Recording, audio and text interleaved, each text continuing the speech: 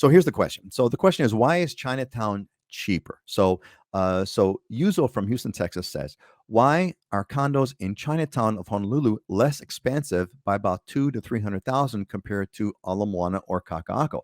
And interestingly enough, for those of you who don't know, Chinatown is barely a mile away, maybe 2 miles at most. It's a mile or so away from Kakaako or Ala Moana. Huge price difference, and I think there's a big lesson here. And I want to kind of hear Scott's answer and then Dylan's answer in a different of a different reason. You're right, Dylan. Why are things so much cheaper in Zone X versus Zone Y? So Scott, why don't you get us started? Why is Chinatown so much cheaper in Honolulu?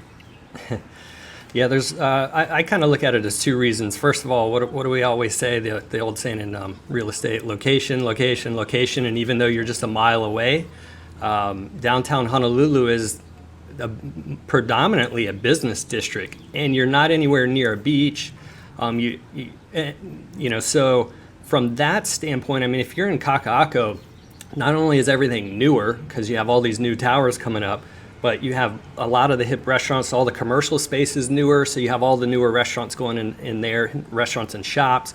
And then you have access to Ala Moana Beach Park, which is, a huge beach park, swimming, surfing, you name it, jogging paths, tennis courts, the whole 9 yards.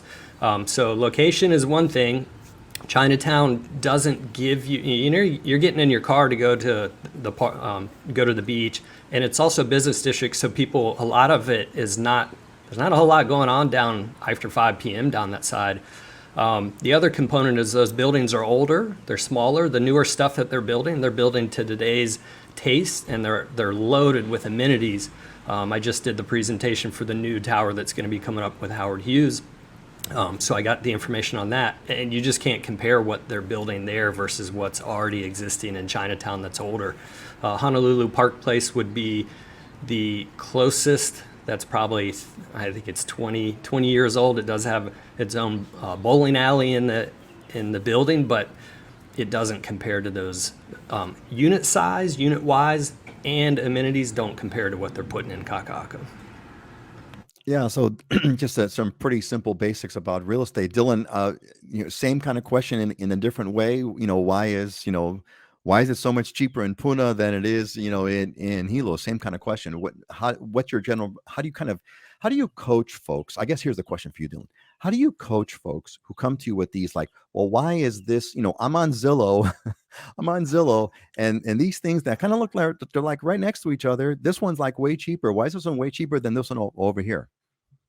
That's exactly where I was going to go with it. All of these online sources for information like Zillow and Redfin, and they put a value on the property based off of a computer algorithm that soaks in data from surrounding areas. And the Big Island is a perfect example of why that doesn't work, because especially in Kona, if you look kind of on the higher elevation above Kailua Kona, the Holualoa area, you have really old neighborhoods that have been there for 50 years that have, small single wall construction homes on them, right next to gated communities, 1 acre lots, multi-million-dollar homes. They've just built down the hill. They have like strips of land that they'll subdivide. And so these communities are all kind of mixed in together. So geographically, they're all within a mile or two of each other, and they look like they could be comps, but they're very different types of properties, very different types of communities.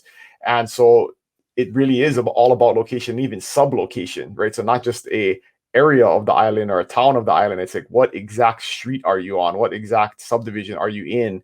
And that has a real big effect on prices. And there's all kinds of other things, like land is very diverse in terms of price, because you may have a subdivision where land doesn't sell because the CC&Rs require such an expensive house to be built that nobody's going to buy in there because they got to spend $2 million to buy a house, and people can't understand why is the land so cheap in there but so expensive in this one. Well, your all-in cost over here could be $3 million, or your all-in cost over here could be $1 million, but the lot is twice as much as this lot, right? So it's complicated, but that's why you need to have an expert advisor that knows the area and can explain that stuff to you, because sellers do the same thing to us. Sellers say, well, the house right over there sold for whatever, and it's like, well, but you don't live in that neighborhood.